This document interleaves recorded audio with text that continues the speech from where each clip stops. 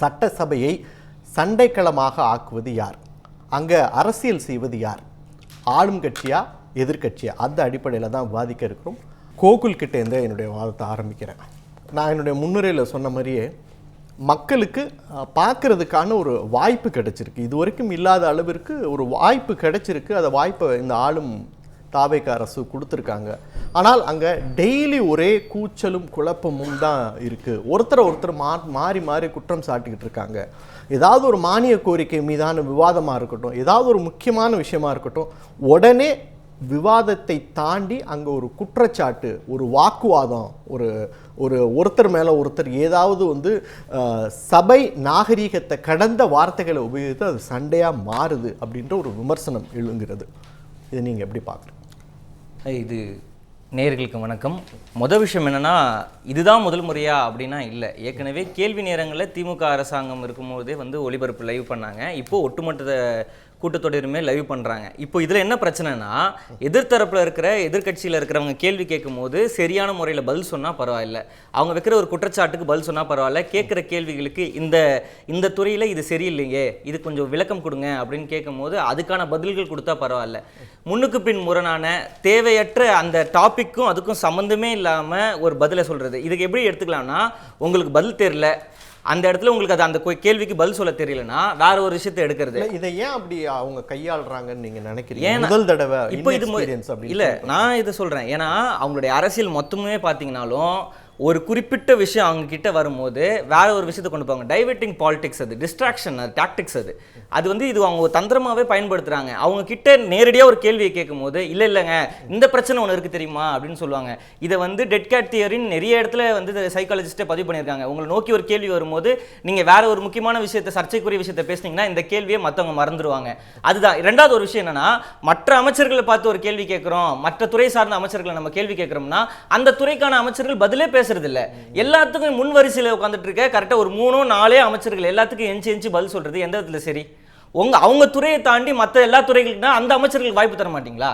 ஒரு கேள்வி இருக்குல்ல, அந்த அமைச்சருக்கு பேச தெரியாதா? இல்ல நீங்க எதிர்கட்சி உறுப்பினர்கள் கேட்கிற கேள்விகளுக்கு குறிப்பிட்ட அந்த துறை அமைச்சர்கள் எல்லாம் பதில் சொல்ல தெரியாது அப்படின்றத ஒத்துக்கிறீங்களா? ஏன் குறிப்பிட்ட அவங்களே எஞ்சி எல்லாத்துக்குமே பதில் சொல்றாங்க? காவேரி விஷயம் பேசிட்டு இருந்தா இங்க நீர்வளத்துறை அமைச்சரை தாண்டி மற்றவங்க எல்லாருமே எஞ்சி பதில் பேசுறாங்க. விவசாயத்துறையை பற்றி பேசிட்டே இருக்கும்போது தொழில்துறையிலேருந்து ஒருத்தங்க எந்திருக்கிறாரு, பொதுப்பணித்துறையிலேருந்து எந்திரிச்சு பதில் சொல்கிறாங்க. அவரை பேச விடுங்க. அவர் என்ன பேச, அவர் தான் பட்ஜெட் போட்டிருக்காரு, அவர் தானே பட்ஜெட் தாக்கல் பண்ணார் வேளாண் துறைக்கு, அவர் தானே எக்ஸ்பிளைன் பண்ணணும் அதை பற்றி, ஏன் அவருக்கு டைம் கொடுக்க மாட்டேறீங்க அப்படின்ற ஒரு கேள்வியை நம்ம கேட்குறோம். எதுக்குமே பதில் இல்லை. எல்லாத்துக்குமே தெரியுமா, அப்போ என்ன நடந்தது தெரியுமா, அப்போ உங்கள் என்ன நடந்தது தெரியுமா, இதை ஏன் அப்படி பண்ணீங்க, இதை ஏன் அப்படி பண்ணீங்கன்னா, சார் மாற்றம்னு தான் சார் நீங்கள் உட்காந்துருக்கீங்க, அப்போ நீங்கள் என்ன மாற்றம் பண்ணீங்க அதை சொல்லுங்க சார், காட்டுங்க நீங்கள் பண்ண மாற்றத்தை அப்படின்னு கேள்வி கேட்குறோம். இது உங்களோட முதற்கட்ட கருத்தை நான் எடுத்துக்கிறேன். நான் கோகுல் கிட்ட மறுபடியும் வரேன். நீங்கள் முதல் சுற்றுல உங்களுக்கு வாய்ப்பளிக்கும் போது நீங்கள் சொன்ன விஷயம் இதுதான். அவங்க தான் எங்களை ட்ரிகர் பண்ணி விடுறாங்க, அதாவது விவாதத்தை விட்டு விலகி போய் ஏதாவது ஒரு விஷயத்த சொல்கிறாங்க அப்படின்னு. நம்ம ஏதாவது பாயிண்ட்டாக பேசிப்போம், ஏதாவது ஒரு உதாரணமாக எடுத்து பேசிக்கலாம். உதாரணத்துக்கு நீங்கள் பார்த்தீங்கன்னா எம்எல்ஏக்களுக்கு கார் வழங்குகிற அந்த விஷயத்தை பேசிப்போம். அது என்னைக்கோ முதலமைச்சர் எம்எல்ஏக்களுக்கு கார் வழங்கப்படும் அப்படின்ட்டாங்க. அதுக்கு உதயநிதி எதிர்கட்சி தரப்பிலிருந்து, குறிப்பாக திமுக தரப்பிலிருந்து எழுப்பப்பட்ட கேள்விகளுக்கு அவங்க விளக்கமும் சொல்லிட்டாங்க. யாருக்கு தேவையோ அவங்க வாங்கிக்கலாம், யார்கிட்ட கார் இல்லையோ அவங்கள்ட்ட வாங்கிக்கலாம். ஆனால் தொடர்ச்சியாக அந்த அறிவிப்பு வெளியான பிறகு ஒரு வாரத்துக்கு அப்புறமும் மறுபடியும் அதை கேள்வி எழுப்பிக்கிட்டே இருக்காங்க. நிதி இல்லாதப்போ இது தேவையா அப்படின்னு. அப்போ தான் அவங்க பதிலுக்கு என்ன சொல்கிறாங்க அப்படின்னா, நீங்கள் கூட தான் கார் ரேஸ் நடத்துகிறீங்க அப்படின்றாங்க. மறுபடியும் அவங்க என்ன சொல்கிறாங்க, நீங்கள் கூட தான் நிதி இல்லாதப்போ கடலுக்குள்ளே பேனா சிலை வைக்கணும்னு முயற்சி பண்ணுறீங்க அப்படின்றாங்க. அப்போது ட்ரிக்கர் பண்ணுறது இங்கே திமுக, நாங்கள் விளக்கம் கொடுக்குறனால விளக்கம் கொடுக்கக்கூடிய சூழ்நிலையை அவங்க ஏற்படுத்துகிறாங்கன்றாங்க. இப்போ இதுக்கு சரியான ஒரு பதில் என்னவா இருக்கும் அப்படின்னா, இந்த கார் இஷ்யூ நடந்ததில்ல, அதுக்கு ஒரே ஒரு கேள்வி கேட்போம். முதல்ல இதை எழுப்புனது யார் அப்படின்னா விசிகாவினுடைய ஜோதிமணி அவர்கள் எழுப்புனாங்க. அவர் என்கிட்ட இல்லை அப்படின்னு சொன்னார். அவருடைய தேர்தல் பிரமாண பத்திரம் எடுத்து பார்த்தோமா, அவர்கிட்ட டொயோட்டா கார் இருக்குது, அதோடைய விலை 9 லட்சம்னு சொல்லியிருக்காங்க. அவர் வசதி வாய்ப்போடு தான் இருக்கிறாரு. ரெண்டாவது இல்லைன்னு சொல்கிற இல்லை அப்படின்னு ஒரு கேள்வி எழுப்புறாங்களே சார், அவங்ககிட்டே கார் இருக்குது சார், அந்த ஒரு கேள்வி கேட்கணும்ல. ரெண்டாவது, இது ரொம்ப ஒரு கடனா இருக்கு. இன்னொரு விஷயம் என்ன சொன்னா, அப்படி கொடுப்பேன்னு நீங்க முடிவு பண்ணிட்டீங்களா, இல்லாதவர்களுக்கு எலக்டோரியல் பாண்ட்ல என்கிட்ட கார் இல்லைன்னு சொன்ன எம்எல்ஏஸ் கிட்ட கொடுங்க சார் அப்படின்னு சொல்லலாம்.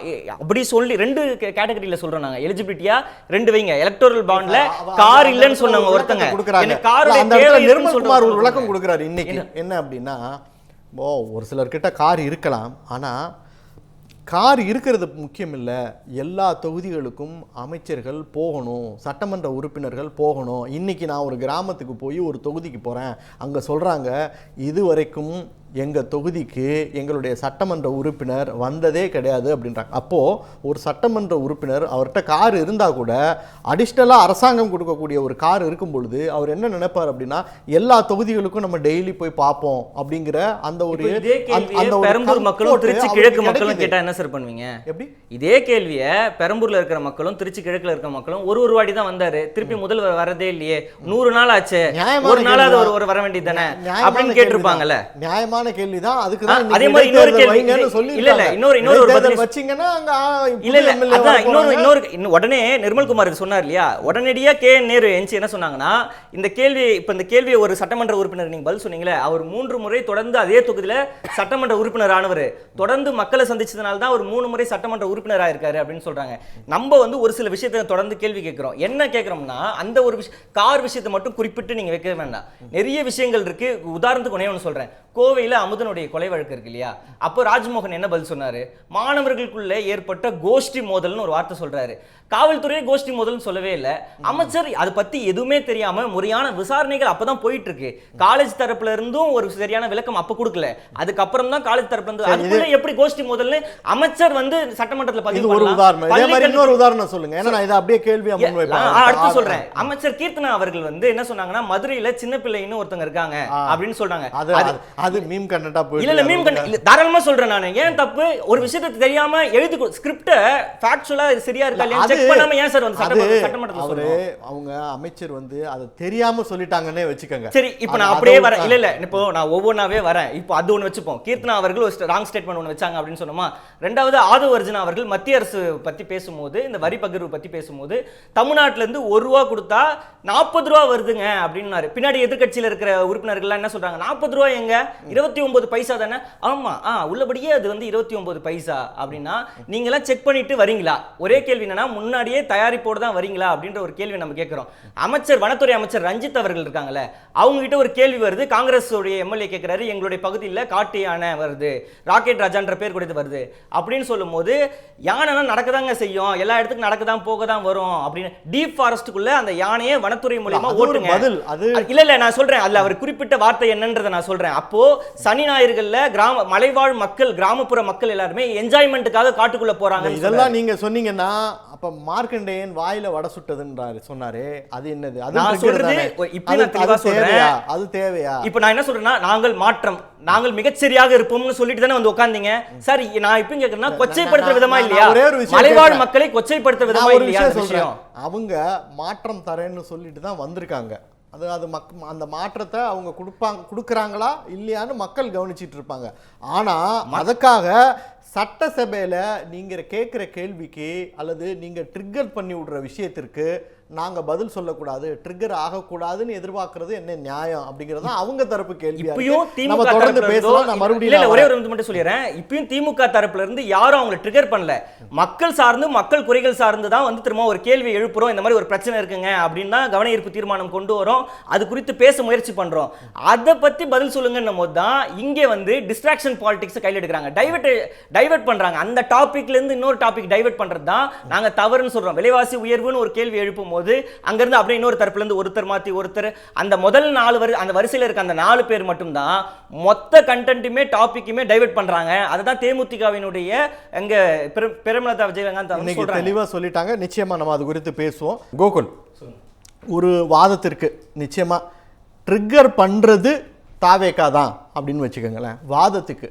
அப்போ கூட பார்த்தா அவங்க ரொம்ப அழகாக திமுகவில் இருக்கக்கூடியவங்கள ஒரு சில வார்த்தைகளை சொல்லி ட்ரிக்கர் பண்ணிட்டு உட்காந்துடுறாங்க.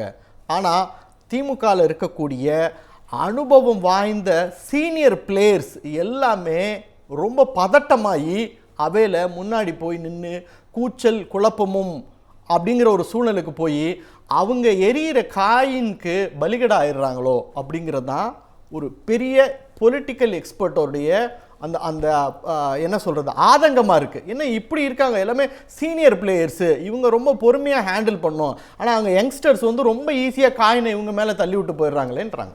வெங்கட் சார், நான் இதுக்கு ஒரு யோசிச்சு பாருங்க, சைக்காலஜிக்கலாக யோசிச்சு பாருங்க. ரொம்ப சென்சிட்டிவான பாயிண்ட்டை டச் பண்ணும்போது எந்த மனிதனாக இருந்தாலும் அவங்க ட்ரிகர் ஆகுதான், ப்ரொவோக் ஆக தான் செய்வாங்க.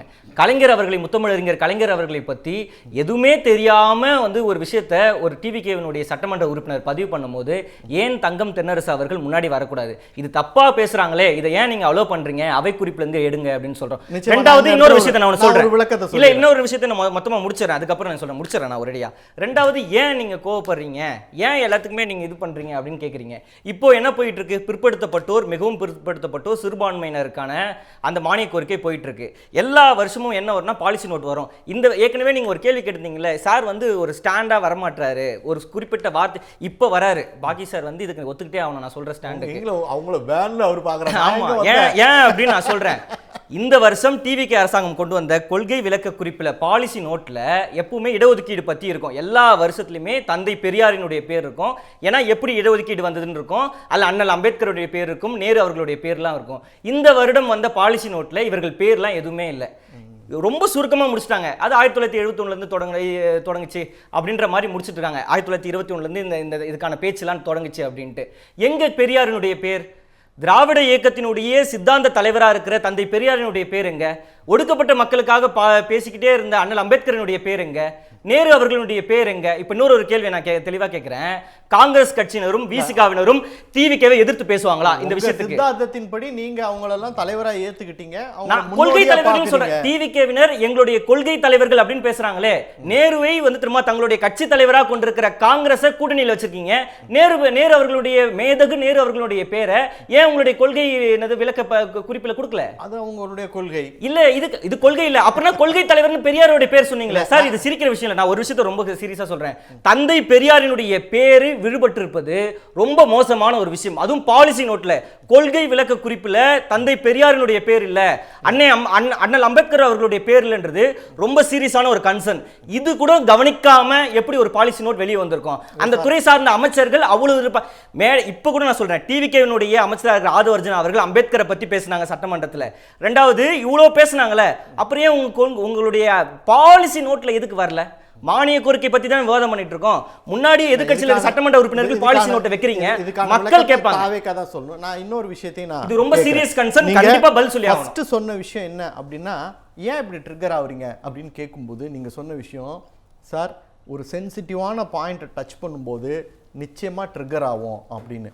அந்த சென்சிட்டிவான பாயிண்ட்டை முதல்ல டச் பண்ணது யாரு? எதிர்க்கட்சி தலைவர் உதயநிதி தானே. சோஃபா சட்டசபை ஆரம்பித்த உடனடியே அவருடைய பேச்சுக்கள் இப்படி தான் இருந்தது. சோபா இந்த படம் ஓடாது அப்படிங்கிற மாதிரியான விஷயங்கள் எல்லாம், அந்த வே ஆஃப் டாக்கிங் எல்லாம் ஃபஸ்ட்டு நேரலையில் பார்த்த நிறைய பேர் சொல்கிற விஷயம் தான். முதல்ல அந்த ட்ரிகரிங் ஸ்டைலை கொண்டு வந்ததே உதயநிதி தான். அதுக்கு தான் இப்போ தாவேக்கா பதிலடி கொடுத்துட்டு இருக்காங்கன்னு. இப்போ நீங்க சொல்றீங்க ஒரு சென்சிட்டிவான ஒரு இடத்தை டச் பண்ணணும்னு. இப்போ நான் சொல்றேன், இல்ல இதுக்கு நீங்க சொன்னீங்களே சட்டமன்றத்துல முதலமைச்சரா பதவி இருக்கும்போது இதே மாதிரி சென்சிட்டிவா ட்ரிகர் பண்ணது யார் தெரியுமா? முதலமைச்சர் விஜய் அவர்கள் தான். கஜனாவை காலி பண்ணிட்டாங்க இந்த வார்த்தையெல்லாம் சொல்லும்போது, யார இவ்வளவு நாள் ஆட்சி மிகச்சிறப்பா நடத்தணுமே, பொதுக்கூட்டத்துல பேசுறத நீங்க இங்க சட்டசபையில பதவி ஏற்கிறது பொதுக்கூட்டத்துல வருமா சார்? நான் கேக்குறேன், முதலமைச்சரா பதவி ஏற்றது பொதுக்கூட்டத்துக்குள்ள வந்துரும்? நான் சட்டசபையில நடந்தது தான் நான் இப்ப நானும் இப்ப சட்டசபையில பாருங்க, நீங்க சோஃபா பத்தி பேசுறீங்க, அவர் என்ன சொல்றாரு, எங்கப்பா உங்க அப்பாவை காணோன்றாரு. இப்ப இது எங்க இருந்து ஆரம்பிச்சது? ஆரம்ப புள்ளி நான் இப்பயும் நான் தெளிவா ஒன்னு சொல்றேன். முதலமைச்சரா பதவி இருக்கும்போது இந்த கடந்த திமுகவுடைய ஆட்சி மிகச்சிறந்த ஆட்சின்னு ஒரு நிதி ஆயோக் சொல்லியிருக்காங்க, ஒன்றிய அரசினுடைய எல்லா தரவுகளும் சொல்லியிருக்கு. எக்கனாமிக்கல் growthல டபுள் டிஜிட்ல கொண்டு போய் விட்டுருக்கோம், தி பெஸ்ட் ஸ்டேட்னு நம்ம கொண்டு வந்திருக்கோம். சிறந்த ஆட்சிங்கிறத விஜய் ஏத்துக்கிட்டாருன்னா இன்னைக்கு முதலமைச்சர் ஆயிருக்க மாட்டாரு. இப்ப என்ன சொல்றேன், விஜய் ஏத்துக்கிட்டாரு. இல்ல விஜய் ஏத்துக்கிட்டாரு. நிதி ஆயோக்காக டெல்லிக்கு போனார் இல்லையா முதலமைச்சர் மாநாடுல, அப்போ நாங்க தி பெஸ்ட் ஸ்டேட்டா இருக்கோம் அப்படின்னு சொல்றாரு. எதனால? திமுக ஆட்சி 5 ஆண்டுகள்ல எக்கனாமிக்கல் growth மட்டும் இல்ல, இந்தியாவுல தமிழ்நாடு 3rd இன்வெஸ்டர்ஸ் ஃப்ரெண்ட்லி ஸ்டேட்டா கொண்டு வந்திருக்காரு. எனக்கு புரியல, திமுகவினுடைய ஆட்சி சிறந்த ஆட்சிங்கிறத விஜய் ஏற்றுக்கொண்டால் இன்னைக்கு தமிழ்நாட்டோட முதலமைச்சரா அவர் இருந்திருக்கவே முடியாது. நிச்சயமா திமுகவை எதிர்த்து அரசியல் பண்ணி தான் இன்னைக்கு அவரு அந்த முதலமைச்சருங்கிற பதவியில உட்கார்ந்திருக்காரு. ஆனால் அவரே வந்து திமுக பெஸ்ட் ஆட்சின்னு சொன்னாரு அப்படிங்கறத ஏத்துக்க முடியல. நான் சொல்றேன், நான் ஏற்கனவே சொல்றேன், தாவேக்காவோட அமைச்சர்களா இருக்கட்டும், முதலமைச்சர் விஜயா இருக்கட்டும், முதலமைச்சர் விஜய் அவர்கள் டெல்லியில பேசும்போது தமிழ்நாட்டுல இவ்வளவு ஃபெசிலிட்டிஸ் தி பெஸ்டா இருக்கு அப்படின்னு பேசியிருக்காரு நிதி ஆயோக் கூட்டத்துல. இல்லன்னு மறுக்க முடியுமா? தமிழ்நாட்டுல இவ்வளவு விஷயம் பெஸ்டா இல்ல, நான் ஒரு பாமரனா கேக்குறேன், தமிழ்நாட்டுல இவ்வளவு விஷயம் பெஸ்டா இருக்கு அப்படின்னா அதுக்கு கிரெடிட் திமுகவுக்கு தான் போணுமா? இந்த 5 ஆண்டுகள்ல வளர்ச்சி அடைஞ்சிருக்கும் சார். இப்போ நான் சொல்றேன், இப்ப நானும் சொல்றேன், ஒரே ஒரு கேள்வியை கேட்கிறேன். 5 ஆண்டுகள்ல வளர்ச்சியை கொண்டு வந்திருக்கோம், தாழ்ந்து கடந்த பொருளாதார வளர்ச்சியை 5 ஆண்டுகள்ல உயர்த்தி கொண்டு வந்திருக்கோம். எப்படி இன்வெஸ்டர்ஸ் மீட்டை வந்து திரும்ப கான்க்ளேவ் அதிகமா நடத்துனது யாரு? கடனை பத்தி பேச மாட்டீங்க. இப்போ நான் சொல்றேன், இப்போ என்ன சார் இது உங்களுக்கே தெரியும், ஜிஎஸ்டிபி ரேட் படி பார்த்தோம்னா நம்ம உயர்ந்து இருக்கிறோம். ரெண்டாவது ஒரு விஷயம், மத்திய அரசினுடைய கட்டுப்பாட்டு கீழே தான், இந்த லெவலுக்கு கீழே தான் கடன் இருக்குன்னு ஒரு ரேஞ்ச் இருக்கு, ஒரு ஆவரேஜ் ரேஷியோ இருக்கு. அதுக்குள்ள தான் கடன் இருக்கு அப்படிங்கிறது இருக்குதா? டிவிக்கு கடன் வாங்காம ஆட்சி பண்றாங்களா? கடன் வாங்க ஆரம்பிச்சிட்டாங்கங்கறத நாங்க ஏற்கனவே வாங்கிட்டாங்களே. ஏதோ சரவண பெருமாள் சார் இடைமறித்து சொல்லணும்னு நினைக்கிறார். அதாவது இப்ப நீங்க சரியான கேள்வியை கேட்டீங்க. தம்பி சொன்ன மாதிரி திமுகவினோட கடந்த முத்துவேல் கருணாநிதி ஸ்டாலின் ஐயா அவரோட 5 ஆண்டு கால ஆட்சியில தான் இந்த டபுள் டிஜிட்டை தொட்டோம், 2வது இடத்துக்கு வந்தோம். காமராஜர் அப்போ 9 ஆண்டு காலம் ஆட்சி பண்ணி எந்த விதமான ஃபாரின் இன்வெஸ்ட்மெண்ட்டும் இல்லாம அணைகளை கட்டினாரு, வேர்ல்டு பேங்க்ல லோன் வாங்காம அணைகளை கட்டினாரு, எல்லாமே பண்ணாரு. இன்னைக்கும் பெரம்பூர் லோகோ ஒர்க்ஸ் ஐஸ் இல்ல முடிச்சிட்டோம். 5 லட்சத்துக்கும் மேற்பட்ட தொழிலை உருவாக்கி கொடுத்திருக்கிறது இந்த ஐசிஎஃப் லோகோமோட்டிவ் இது ஒர்க்ஸ். அப்புறம் இல்லாம வந்து இந்த ரயில் பெட்டி தொழிற்சாலைகள் சம்பந்தப்பட்ட விஷயங்கள் எல்லாம் இன்டைரக்டா இந்தியா முழுக்க வந்து இன்னொரு 5 லட்சம் பேருக்கு வேலை வாய்ப்பை உருவாக்கி கொடுத்திருக்கு. இன்னைக்கு வந்து உங்களுக்கு வேர்ல்டு பேங்க் மூலமா கொடுக்கப்பட்ட அதிமுக ஆட்சி காலத்திலும் சரி 2016-11 இந்த இடத்துல 3500 கோடி. நிச்சயமா இந்த இடத்துல திலகரசன் குறுக்கிட்டு ஏதோ பேசுறாரு. திலகரசன் சொல்லுங்க. திலகரசன் சார், இப்போ சட்டமன்றத்தை பத்தி பேசுறோம், அதை நான் ஷார்ட்டா சொல்லி முடிச்சதா. தாவேகா, திமுக, அதிமுக இவங்க எல்லாருமே சண்டை போட்டுட்டு இருக்கிறத கரெக்டா பயன்படுத்திக்கிற ஒரே ஆள் யாருன்னா சௌமியா அன்புமணி. அவங்க வந்து நல்லா ஸ்கோர் பண்ணி அவங்க கட்சியை வலுப்படுத்திக்கிறாங்க. சரி, ஓகே. நிச்சயமா இந்த இடத்துல நிச்சயமா அவர் ஏதோ பதில் ஆர்குமெண்ட் பண்ணணும்னு நினைக்கிறாரு. கோகுல் சொல்லுங்க. கோகுல் சார், காமராஜர் பீரியட் பத்தி பேசுனாங்க. அப்ப இருந்த எக்கனாமிக்கல் ஸ்டேட்டஸ் என்ன, இப்ப இருக்க எக்கனாமிக்கல் ஸ்டேட்டஸ் என்ன, அப்ப இருந்த இன்ஃப்ளேஷன் என்ன சார்?